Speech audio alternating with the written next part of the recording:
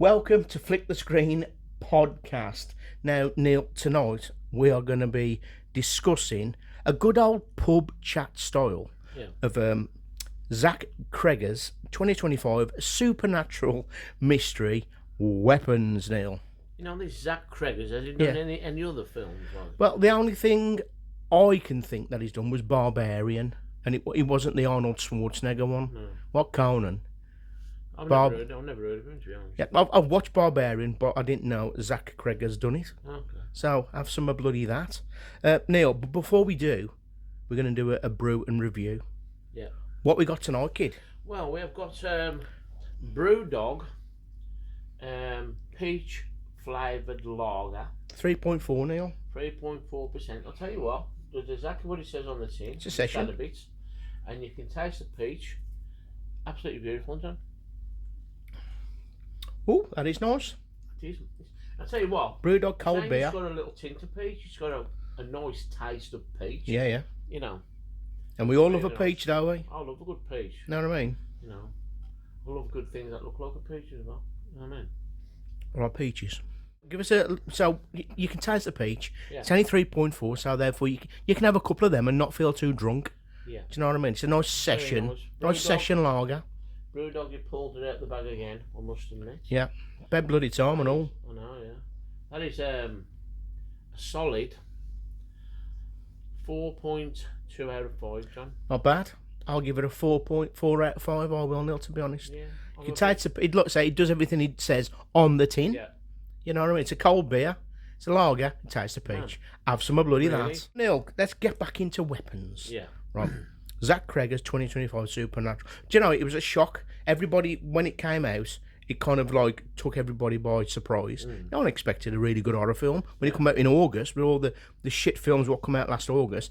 And then, you know, let's slap a horror film in the middle of the summer blockbusters.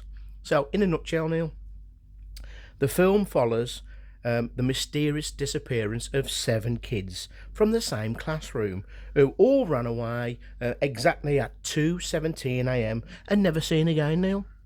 Can I stop you there? Never seen again. I'll stop you. In a minute. You can stop me in a minute. It stars Josh Brolin, who played Thanos, Neil, in the Avengers films. You know, the big purple dude who's got like a chin like a ball sack. Him. It also stars Julia Garner from Netflix's Ozarks and Amy Maddigan, who plays Aunt Gladys. And she plays a big part, even though she comes in kind of late in the film. So, yeah, carry on.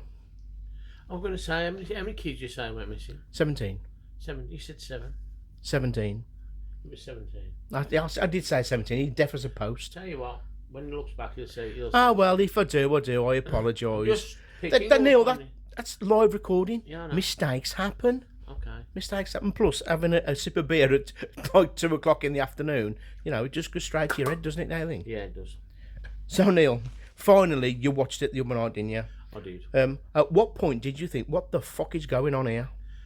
John, you know what I liked about it? I was struggling to get into it, I must admit, because I don't know what the fuck It's a slow burn, isn't it? It's a very slow burn. But it keeps you interested. It just keeps you interested, and you don't actually realise what's going on until later in the film, because it goes from one character to the other character to the other character. It's like their story, then the other person's story, and it all combines together. So when you see some mad shit, you go, what's all that about? So when it goes to that character, you see what happens. Well, we'll get into the characters in a minute. I love stuff like that, ever since Pulp Fiction. So. Yeah. Now, obviously, the kid's disappearance, Neil, in the film, right at the start. Yeah. I mean, the kind of like the voice you hear is that of Alex, is the only kid at the classroom and doesn't go missing. Yeah. And he kind of tells you the story of like all his classroom disappeared at exactly the same time on the same night and never seen again. And they all blame the teacher, don't they? I know, and I felt sorry. Julie Garner. Name's Justin, Anna. Justin. I know Justin what- Gandhi. Nothing to. I don't think she wears flip flops. Justin Gandhi.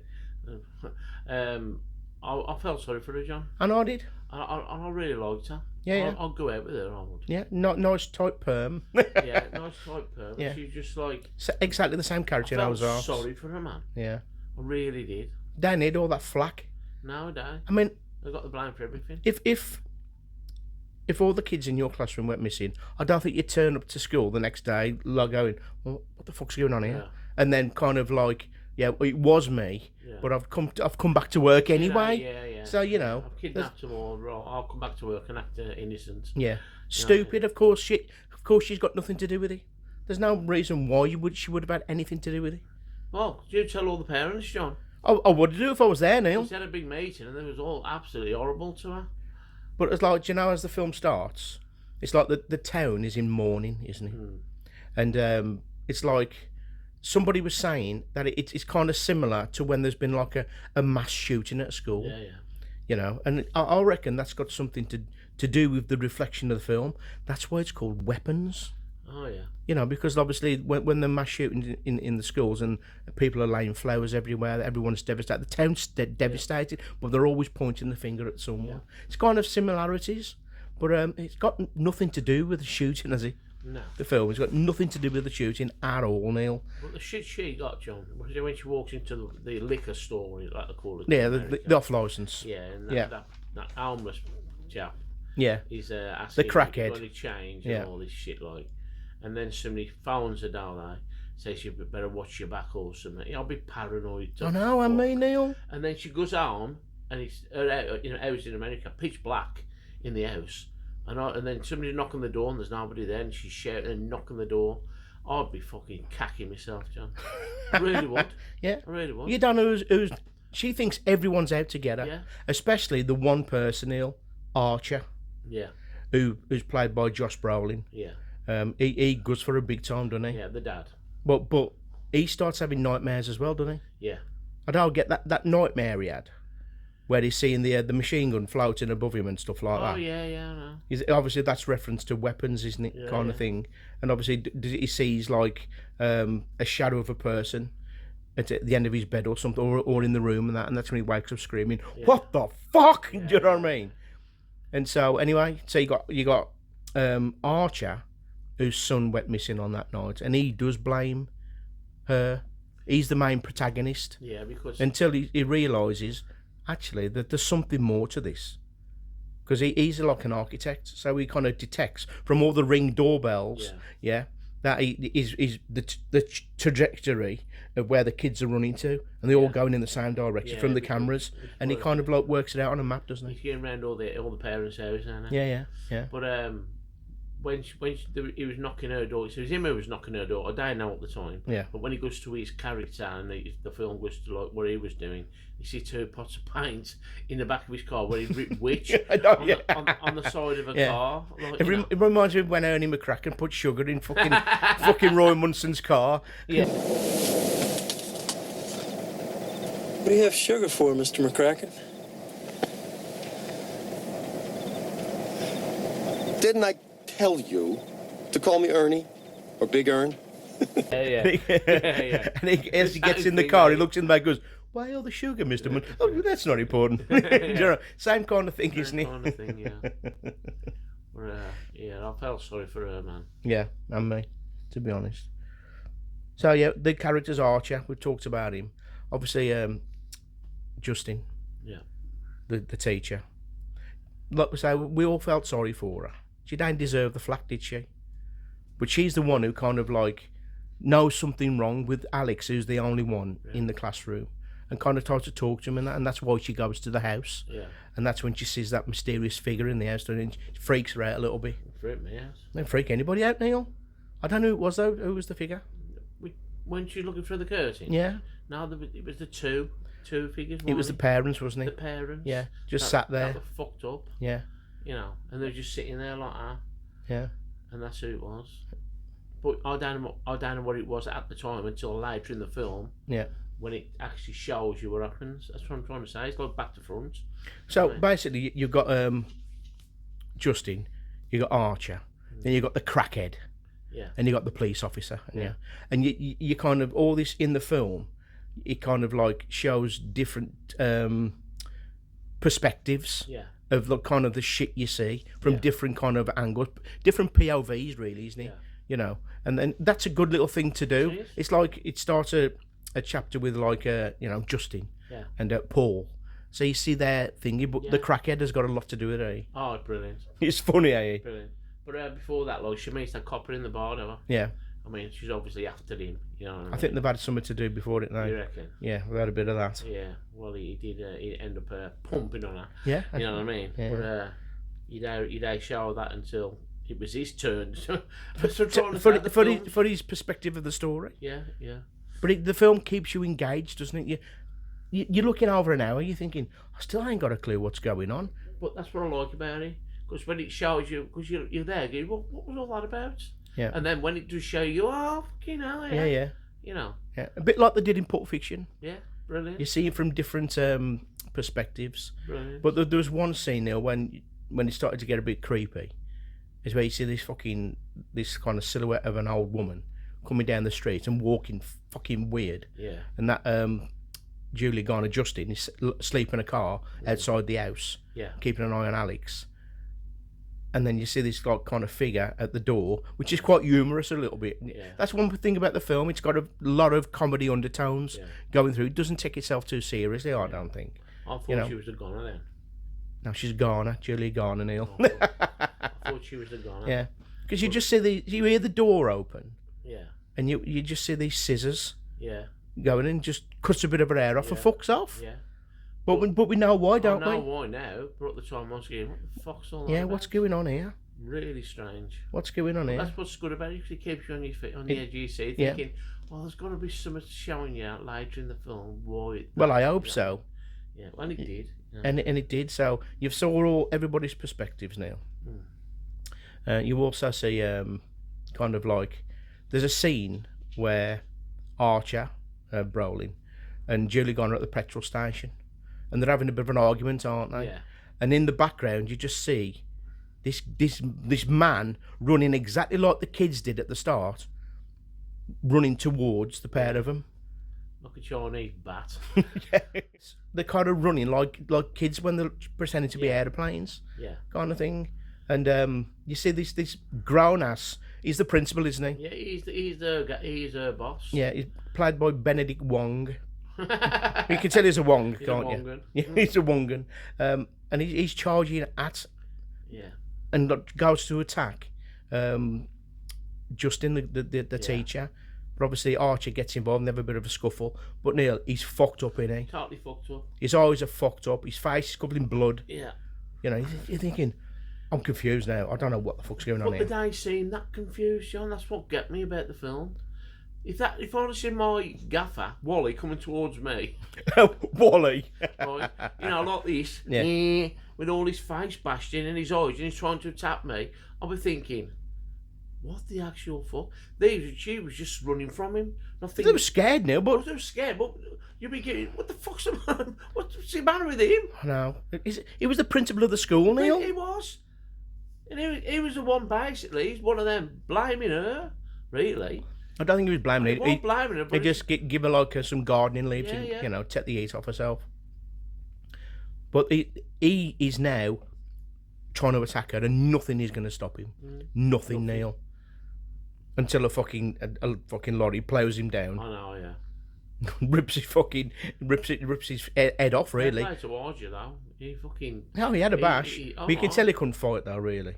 He was all over the gaff. He couldn't give him a couple of good licks. I think he used to be an American footballer. Youngster's done a few tackles on him. Yeah. Straight to the fridge. But then you're thinking, what the hell is going on here? In the film, I was going, what in hell is going on here? Yeah. So you've seen all the perspectives from Archer, from the teacher, from the crackhead, and the copper. Yeah, it's that their stories are all interlinked because it's all centered around that one house and the little lad Alex, because they can tell something's not right. Yeah.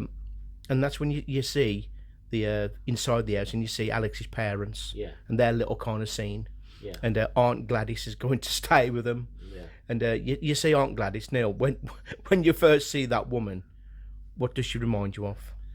God, she reminds me, there used to be a programme, a comedy programme with Kathy Burke. Yeah. Oh, yeah, gimme. Gimme. Yeah. Is that type of character? Gimme, a man at the midnight. Yeah. Big glasses and fucking mad hair. And that. I think she looks like Pennywise's mom. Yeah. Because if you think about it, in some of the dream sequences, it pops up in there, doesn't she? She's like in the woods, just waving at the crackhead. Waving at the crackhead and that. Man, that would freak me out. I know. That made me laugh that bit, John. You know, I mean, you had ginger hair, but not as ginger as that. when the cop would be chasing him, because he told him to stay away from the police station, Yeah. because the cop had already chinned the smackhead, basically. And he goes, look, you've done me over, I've done you over. Because he went to, when he arrested him, he said, there's nothing sharp in your pockets, is that? As he put his hand in his pocket, There's a needle. and he's just lost his shit. You ain't got AIDS, have you? And he chinned him, and then, like, because it was on camera, he felt bad about it. Yeah. And we said, look, Well, he'd get done for it, wouldn't he? you've on done me a camera. turn, I've done you a bad turn. Just walk away, don't come to the police Fucking station, leave town, sunshine. basically. So, when it was the smackhead's turn, he showed him walking towards the police station, but he'd already been in that house and seen the kids downstairs, hadn't they? It saw all the missing kids. It was in Alex's house. Alex's house, underneath the thing, underneath the stairs, or down the basement. The basement. Right, and so he went to the shop, and there's no reward for the kids. Yeah. So he's thinking, fuck me, I've got to go to the You saw the police parents station. as well, don't you? Yeah, I've got to get to the police station. So that cop is thinking he's coming to grass him up, but he's coming to try and get the reward Yeah. and tell him about his kid. So he loses his shit, and he chases him, and that's when they go into the woods, and she's waving, because he's got a tent in the woods, his smacker has, right? Yeah. So as he's already in his tent, he's shaking like this, and there's a silhouette outside his tent. The zip goes up, and he just gets his 3 needles, right? And he thought it was that fucking woman, or it was a copper, and stabbed him in the head 3 times with these 3 fucking needles. And that's when he lost his shit again. Like, Yeah. But when he went to the house and saw the parents just sat at the table, well, sitting on the settee, just staring into And space. he even went into the face, just going, I know. and he still carried on burgling the fucking house. Crackhead Neil. Fucking jeez. What he cares about? The only thing in it was fucking knives and forks. I mean, what kind of a thief is he? I know. Fucking DVD, fucking Timmy Mallet. So now you're thinking, what the fuck's going on in that house? Why are them kids there? Yeah. And why are the parents just staring into oblivion like the spaced out, like crackheads? You know what I mean? I'd have been searching them for drugs, not fucking robbing the house. Yeah. I mean, if he wants to get all, fuck me, that's what they want, eh? Yeah. That's what he wants, anyway. But that's when you see the perspective from the parents. Yeah. And Aunt Gladys is coming to stay. You know, looks like fucking gimme or Pennywise's mother. Yeah. Yeah. Neil has got bright red hair. It's got her hair cut there like like fucking Lloyd Christmas, but there's like a mullet coming down, and it's got that much lipstick on her face. It covers her whole fucking face. Never saw nothing like it. It's freaky, man. But she's freaky, yeah. Very freaky. And then you find out how fucking freaky the bitch is, because she gets the parents round the thingy, kind of like does a bit of witchcraft, doesn't she? Neil, so what you thought when you was watching this and you say getting these bowls of water, getting the sticks out, cutting herself, and then fucking doing what she done, and the parents go into kind of go into like a what is it? What do they go into? Like a fucking non-responsive state, basically a coma. Yeah, basically. And fucking when I seen that, of course, basically the little kid there, the one who was sitting in the class by himself, he's sitting there, and she's trying to teach him a lesson, saying, "Look, you fucking go and get me these something, an item off all the kids, Neil, in the classroom. And if you say anything, I'm gonna fuck it. This is what I'll do to your parents. I can actually make them eat each other." I know. How scary is that? I know. And she cuts her finger down. Yeah, and breaks the twig. And then they both pick up a fucking forks and start stabbing themselves in the face. Hundreds of times, just stabbing themselves with forks, not even blinking an eye. No. And the little kids are fucking terrified, isn't it? Yeah. The fuck's going on here, man? Jesus Christ. Like, witchcraft. Geez. Crazy bitch. Yeah. And I was thinking, fuck me, man. That is fucking disturbing. Yeah. So now you found that Aunt Gladys ain't all sweet and roses. No, she's a fucking psychopath, because you find out that she has to do what she's doing to keep herself young. Yeah. You know, because she's not well. She has to wear a wig and this, that, and the other, blah blah blah. So then you see the perspective from the principal of Benedict Wong, and he's there sat down with his boyfriend, eating hot dogs, by the way. Eating hot dogs, the dirty gets. Just better watch a nice film. Yeah. And then the doorbell rings. Yeah. Oh, I'm glad it's because she went to the school and the dad said, listen, the parents can't come in. They're not well. I'm looking after Alex, Yeah. blah, blah, blah. And so she turns up at the house, and you think, if that was me, I go, what the piss hell is she doing here? Well, it was his boyfriend that let her in, wasn't he? Yeah. He was shouting, no. We have a drink of water. Can I have a drink of water? I don't want it. I want it in a bowl. In a bowl, In a fucking bowl. What are you, a cat? Yeah. So you know why she wants it in a bowl? Well, Because we do she's now. got a little sport billy bag here. Yeah. She's got all the bits that she needs. While they're talking, just chatting and this, that, and the other, she's getting her witchcraft spells ready. Getting the branch out, wherever she goes up. The guy goes, what are you doing? He cuts a bit of his hair, wraps it around the branch, cuts herself, rubs the blood all over it, and goes, tsh. Yeah.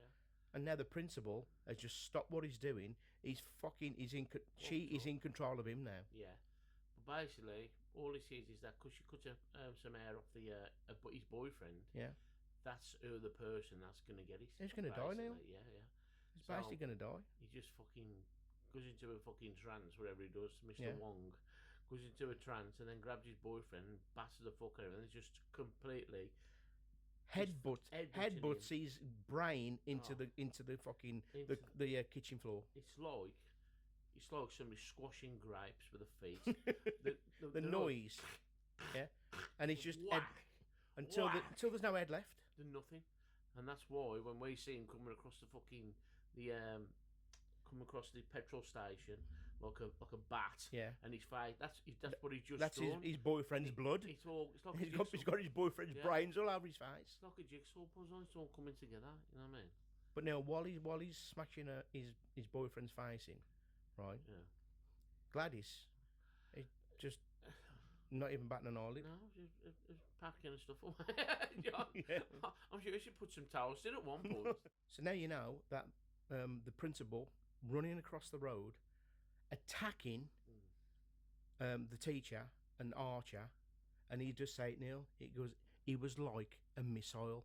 He was like a weapon, programmed for one purpose, to get the kind of like the victim. Yeah. And that's why it's called weapons, Neil. Yeah. This Gladys woman, this witch, has probably been on the earth for fucking how long? I don't know. Because if you look at her clothes and all that and the way she speaks, it's like very like 40s and 50s. Yeah.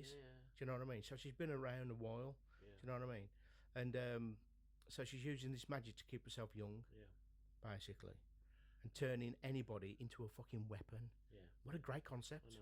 And as it goes back, when we was talking about when she got into the car and cut her hair when she was sleeping. Yeah. That's what she wrapped round the fucking the stick that she used. Yeah, It's yeah. like a thorn stick, ain't it? Yeah, it's like a thorn So branch. basically, that's why he's run out the house and gone looking for her. Yeah. So she'd done it twice in there. She'd done it one for a boyfriend and one for her. Yeah. So basically, he's on a mission to get her. We get the gist of the film now. Yeah, that's when I was like, Yeah. I'm beginning to get this now. You know what I mean? Because I was a bit confused. Even though we know what's happening, it goes into like, I wouldn't say comedy, but it's very very light art. You're kind of relieved it's not going to be a spooky, supernatural fucking ghost fest. Yeah. There's going to be no jump scares or anything like that. Yeah. There is some kind of, but it's good. It's horror comedy, Neil. Yeah. You know, 'cause it's gory as fuck. I mean, the scene when the crackhead, that she possesses the crackhead, or whatever she does, and he starts attacking Archer. Yeah. And Archer's just, it's like a wrestling match, eh? Just throwing him across the ramp, throwing him over the table, up the walls, and he just keeps getting up and coming at him, getting up and coming at him. Yeah. It's just brilliant. You're like, fucking hell. If I was Archer now, I'd go, fuck me, is he going to stop this bastard or what? Do you know what I mean? Fucking, what's his name out of Happy Gilmore? Bob Barker. Yeah. You know, when he throws him on the floor, he just opens his eyes and goes, just keep doing that. Made me laugh, man. Yeah. I thought that Smackhead was probably my favourite character. Yeah. He's making me laugh. I don't know why. Yeah, because he seemed harmless, but he was an idiot. He was An absolute idiot. Yeah. But Paul the copper, he also, at the same time, he gets kind of took over to be a weapon for Gladys. Yeah. And he's virtually killing the teacher, Justin. Yeah. And he's strangling her to death. Yeah.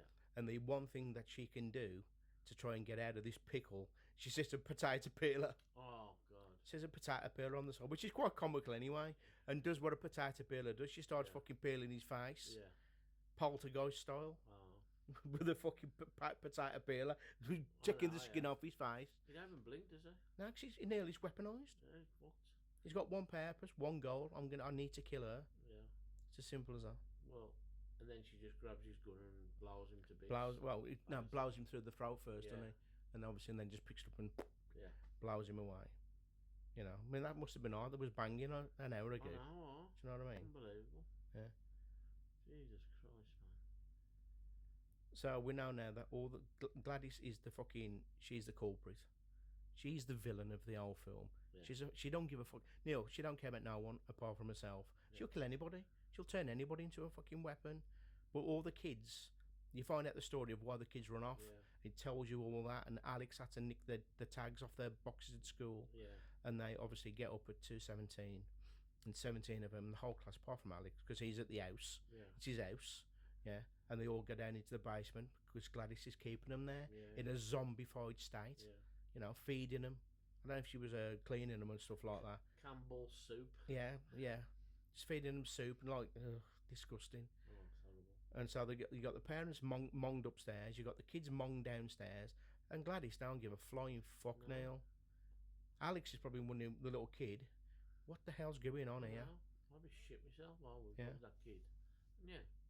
But Alex is a smart kid because he watched what Aunt Gladys done to make these people into weapons. Yes. So he's been hunted down by his own parents because, you know, Gladys has set him on young Alex. The same time as Archer and the teachers being fucking kind of being attacked downstairs. Yeah. So he does what she does. Yeah. He does the old break the twig thing with a bit of blood and that, and a bit of Gladys's. He nicks some off Gladys at the bedroom. Is that right? It was off her A wig. A wig, yeah. Yeah. Yeah. And so then all the kids kind of wake up and all start chasing Aunt Gladys. Oh, no. Fucking Aunt Gladys. I mean, through the gardens. They'll just chase her, John. They go through a building. They go through a building, jump through, through go through windows. all the people are just mowing the lawn. Yeah. You see Gladys screaming, and you just see these kids chasing them, going through windows, over gates, Yeah. smashing through anything, just to get to her because they're all weaponised. Well, fucking Jimmy Savile just turned up. I know. But when they get in here, it is quite gory. Eh? Oh man, just rip her head in half, John. Yeah. Pull all the flesh off her face. Everything. And everything. And just stand there, I know. covered in blood. It is quite gory. It is. And then you think, do you know what? I fucking enjoyed that film. Yeah. But then It was a fun horror romp. everybody comes back to normal, don't they? Well, kind of, yeah. Kind of. I tell you what, his parents, John. Yeah. The mum was fucking freaky when she. Because in the film, like Gladys goes, nobody crossed this line, and there was guard in the bedroom, weren't they?